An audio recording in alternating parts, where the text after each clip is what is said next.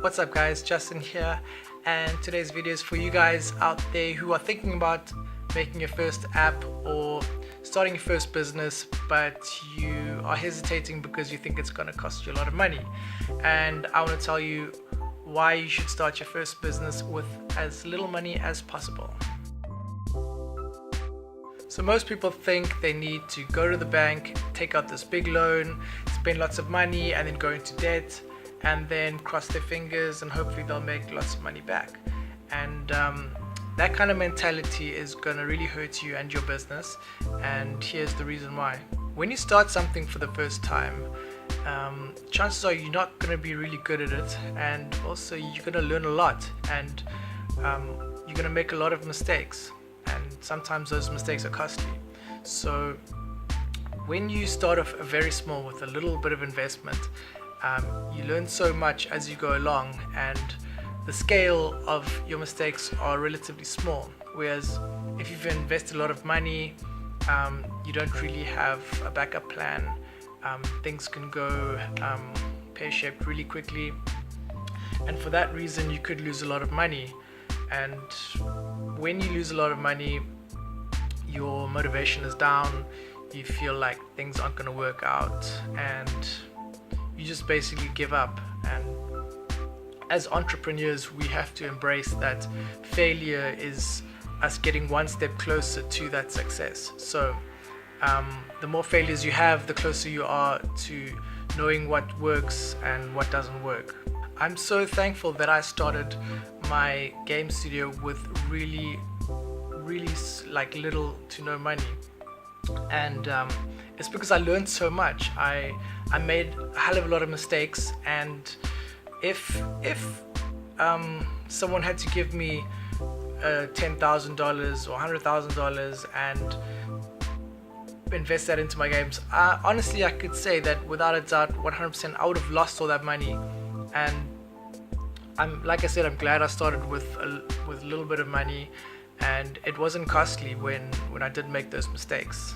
So whenever I'm starting a new game, I like to focus on the 80-20 rule. And basically the 80-20 rule is that 80% of something's value is in 20% of its features. Okay, this is also known as an MVP, or minimal viable product, and it's really important because it's basically the cheapest workable product you can put out there for people to test. So without spending too much money on things that don't really matter. So that way you get feedback from people, you know what to change, and all of that for a very small price. Whereas if you spend a few thousands on something you think people want and you release it and it doesn't take, you've wasted all that money, and now you've got to go back to the drawing board and figure out what works and make some changes.